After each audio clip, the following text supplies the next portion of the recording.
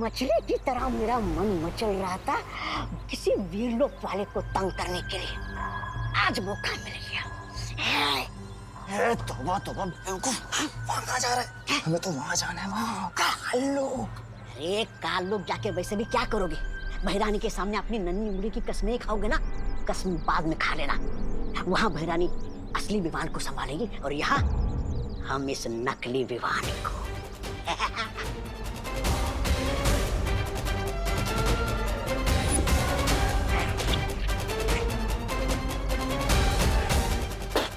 आओ मेरे पीछे।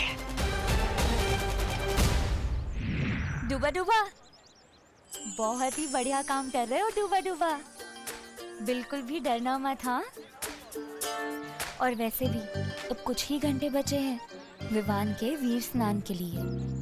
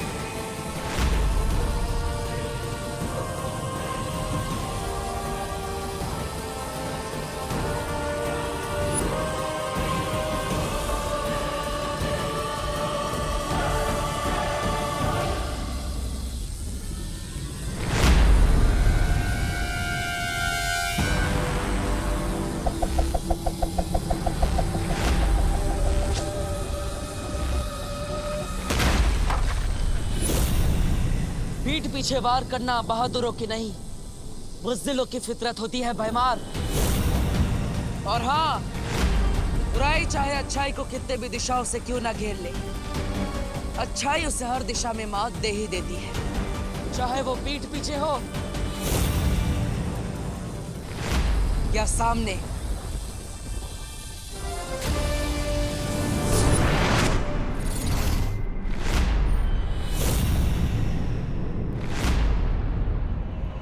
शाबाश बालवीर, शाबाश। एक बार तो बचा लिया तुमने अपने उत्तराधिकारी को, मगर अब कैसे बचाओगे? दूसरी बार तो तिम्नासा तुम्हें मौका देगी नहीं इसे बचाने का। वैसे वीरलोक भी बहुत अच्छी जगह है बालवीर, गई हूं मैं वहां। और अब तो सुरक्षा कवच भी नहीं है वीरलोक पे।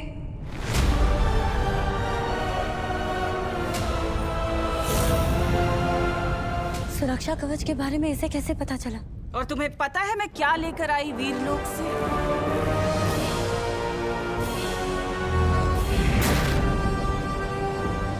वीर वृक्ष की ये माला।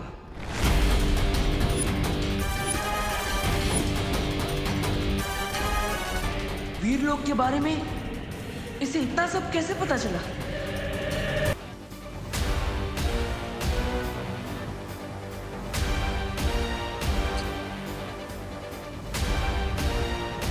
विजयी होकर आना। खुश रहो बालवीर।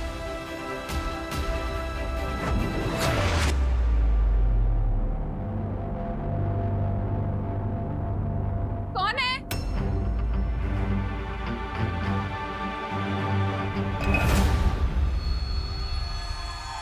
कौन है वहां पे?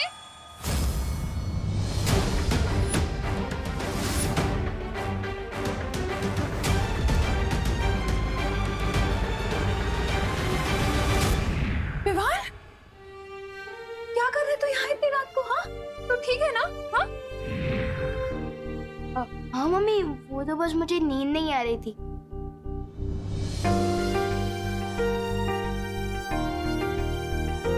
तो बिस्तर पे नहीं दिखा तो सारे घर में ढूंढा तुझे, नहीं मिला तो कितना डर गई थी मैं, जान निकल गई थी मेरी।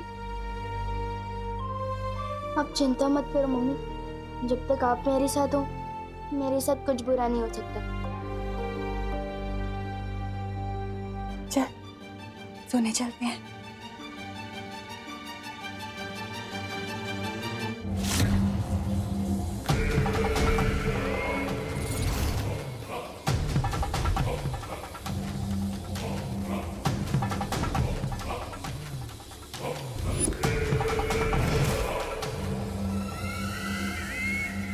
बस थोड़ी देर में भैरानी इस कभी ना होने वाले बालवीर को इस काल जल में डुबाएगी और काल जल को छूते ही वो बन जाएगा तिम्नासा का गुलाम कालवीर।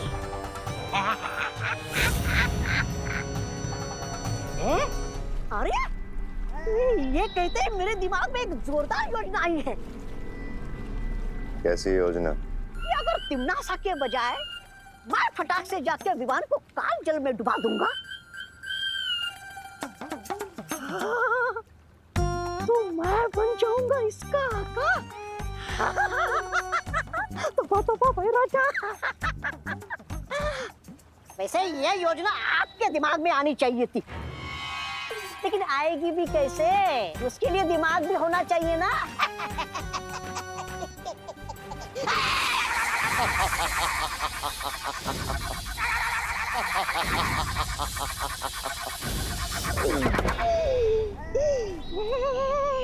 बेवकूफ, इस रेखा को लांघने की कोशिश मत करना। इस विधि को केवल वही अंजाम दे सकता है जिसके नियंत्रण में काल जल और काल आकाश हो, और वो नियंत्रण सिर्फ और सिर्फ तिम्नासा के पास है। माफी चाहता हूँ।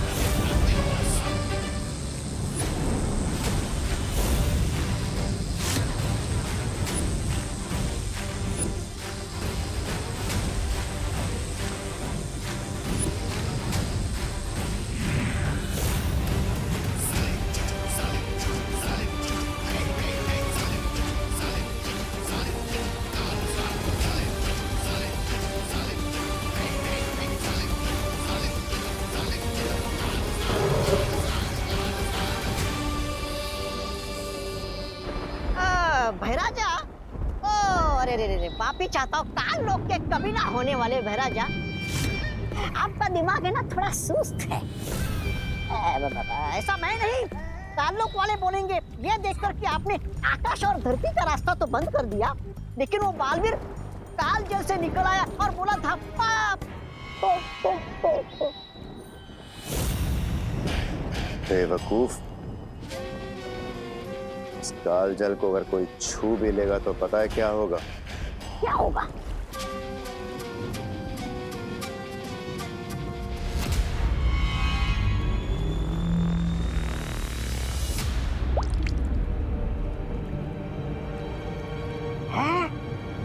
इस काल जल को छूते ही वो इंसान भाप बन जाएगा। फिर तो ये उत्तराधिकारी थोड़ी देर में कालजल नहीं, भाप का बादल बनकर ऊपर मंडराएगा। बेवकूफ, इस काल जल पे केवल तिम्नासा का नियंत्रण है।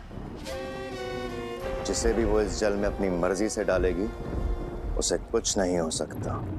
ओह, अच्छा समझ गया। भैरानी जिसे काल जल में डालेगी उसका होगा आहा, और जो खुद से काल जल में जाएगा उसका हो जाएगा स्वाहा। वाह।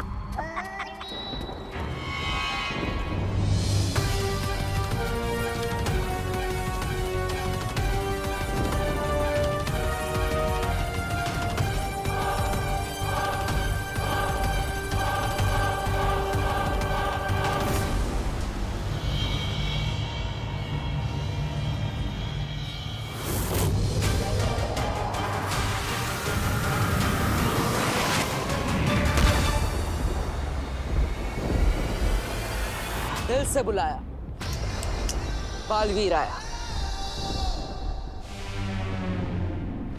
काल लोग तो पहुंच गया, अब तुरंत ही विमान को लेकर यहां से निकलना होगा।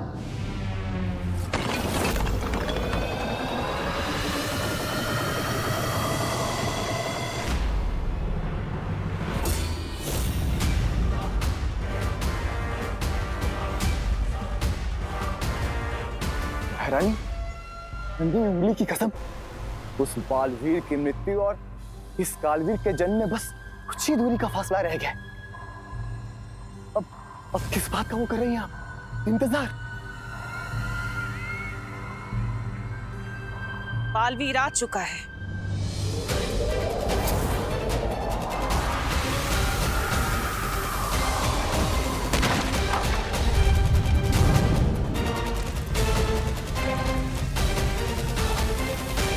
बालवीर? अरे नहीं नहीं भैरानी, मेरे रहते हुए बालवीर क्या, बालवीर का बाल भी नहीं आ सकता यहाँ पे।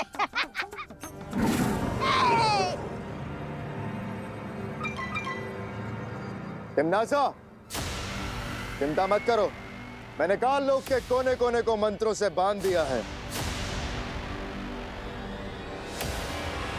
अगर बालवीर ने यहां कदम भी रखने की गलती करी तो बहुत पछताएगा, और अगर उसने उड़ के भागने की कोशिश की तो ये काल आकाश उसे भस्म कर देगा।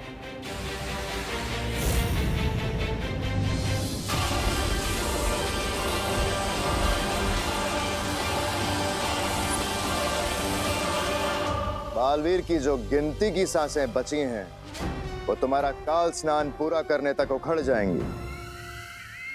तुम निश्चिंत होकर विधि पूरी करो तिमनासा, बालवीर को मैं संभाल लूंगा। याद रहे कि वो मरे ना, उसे जिंदा मेरे पास लेकर आना, क्योंकि मैं चाहती हूँ कि वो अपनी आंखों से मेरी जीत और अपनी मौत होते हुए देखे। अरे इनकी तो फरमाइश ही खत्म नहीं होती, किसी के मरने में भी इन्हें मनोरंजन चाहिए। चलिए महाराजा।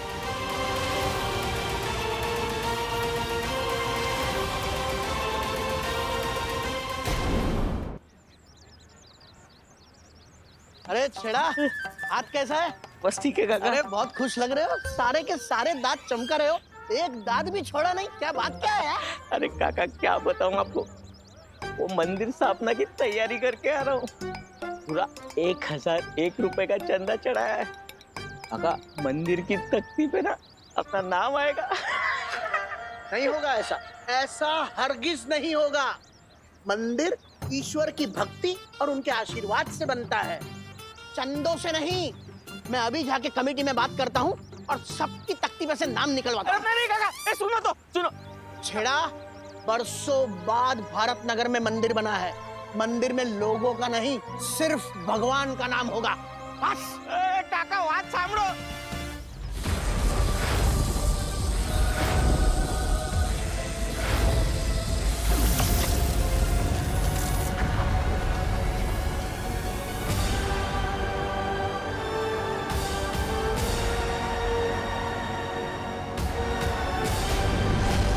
ये हुई ना बात, इस सुरक्षा कवच ने मुझे काल लोक के आकाश से बचा लिया। कालों की हवाओं में चारों तरफ बुरी शक्तियों का जाल बिछा होगा। अच्छी नियत से किया गया जादू बुरी नियत पर हमेशा हावी होता है माँ। मैं अपने चारों तरफ एक ऐसा सुरक्षा कवच बनाऊंगा जिसमें ना ही काल लोक की हवा होगी और ना ही काल लोक का आकाश। इस सुरक्षा कवच के लिए हर परी को अपनी शक्तियां बालवीर को देनी होंगी।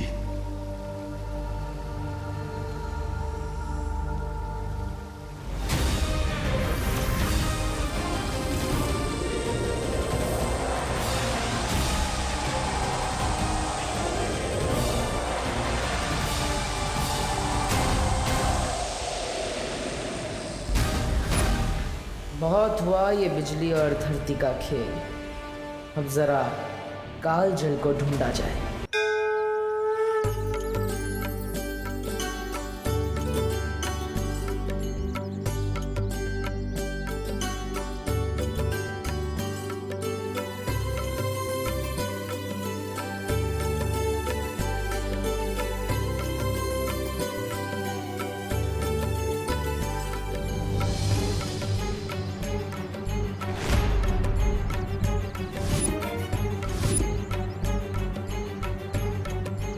आग आग को देखते ही मेरा दिल धबड़ धबड़ करने लगता है। एक बार हाथ जला चुका हूँ, वापस नहीं जलवा सकता।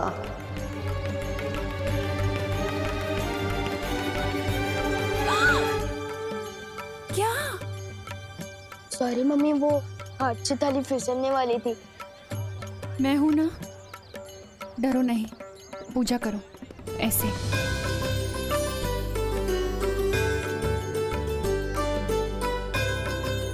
हे भगवान, ये कैसा अनर्थ होने वाला था। विवान के हाथ से आरती की थाली गिर रही थी। ये अच्छा संकेत नहीं हो सकता।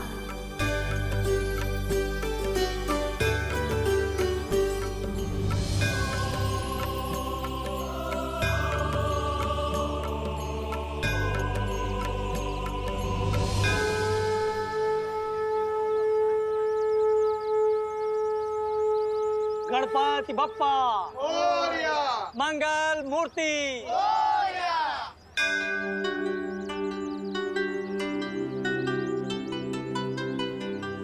क्या बात है बेटी, तुम बहुत परेशान लग रही हो। ऐसा लगता है किसी दुविधा में हो। विवान, बेटा शर्माओ नहीं, जाके प्रसाद ले लो।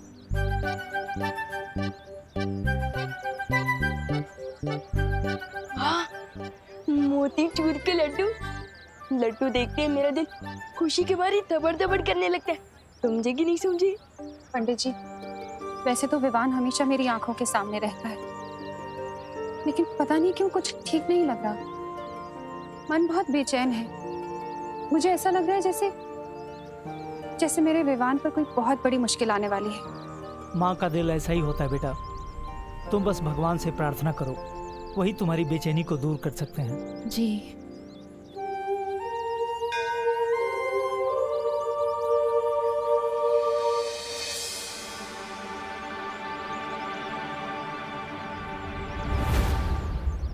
भगवान, मैं 5 दिनों तक नहीं, मैं 15 दिनों तक लड्डू खाने ही छोड़ दूंगा, पर आप बस विवान को सही सलामत अपनी माँ के पास लौटा दीजिए और बालवीर को जीत दिला दीजिए।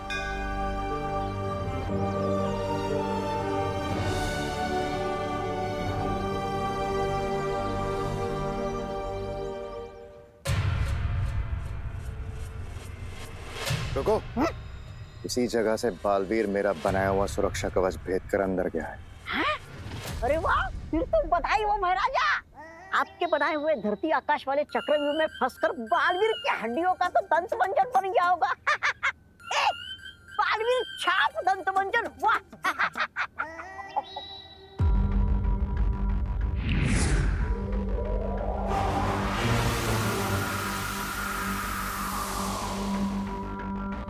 चलो। अरे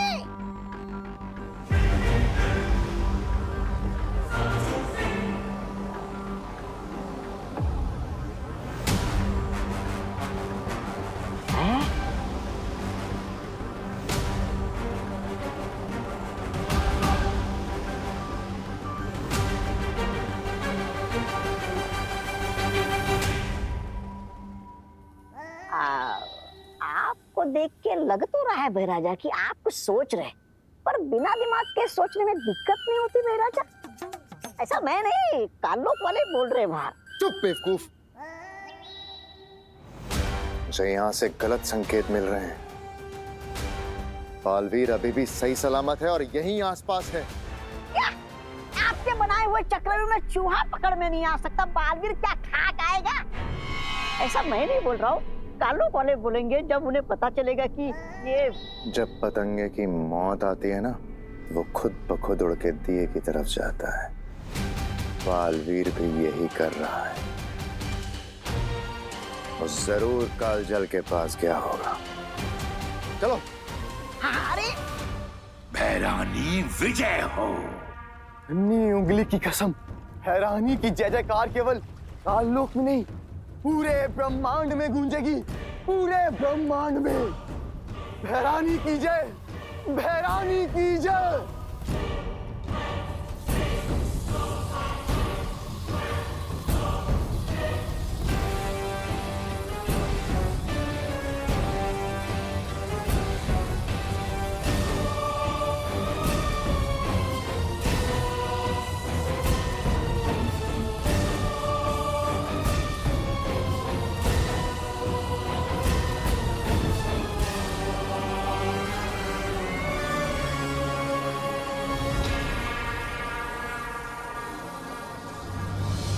उससे पहले कि विवान कालजल को छूए, मुझे तिम्नासा को रोकना होगा और उसके लिए मुझे कालजल में किसी भी तरह जाना होगा। लेकिन कैसे बालवीर? कालजल के अंदर सुरक्षा कवच काम नहीं करता। मैं जानता हूँ ध्वनि परी, कालजल के अंदर सिर्फ तिम्नासा ही किसी को डाल सकती है। इसलिए मुझे कोई ऐसी तरकीब लगानी होगी कि तिम्नासा मुझे खुद उस कालजल के अंदर ले जाए। अब या तो ये तरकीब काम करेगी या फिर ये मेरी आखिरी तरकीब होगी।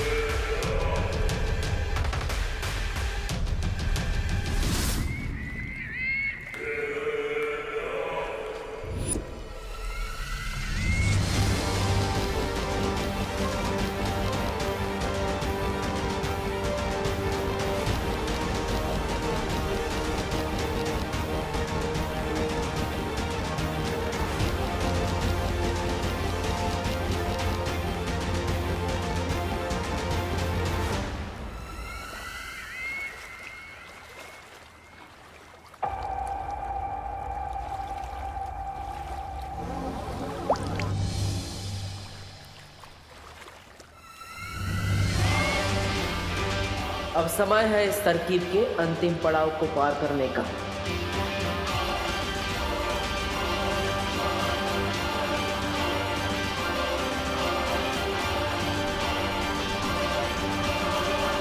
अक्रूर, बालवीर यहीं आसपास है, होशियार रहो।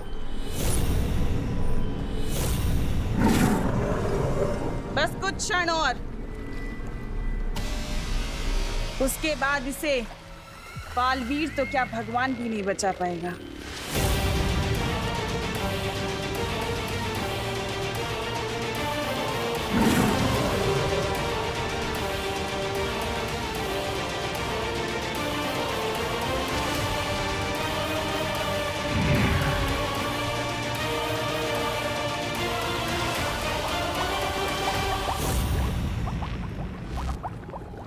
ये हो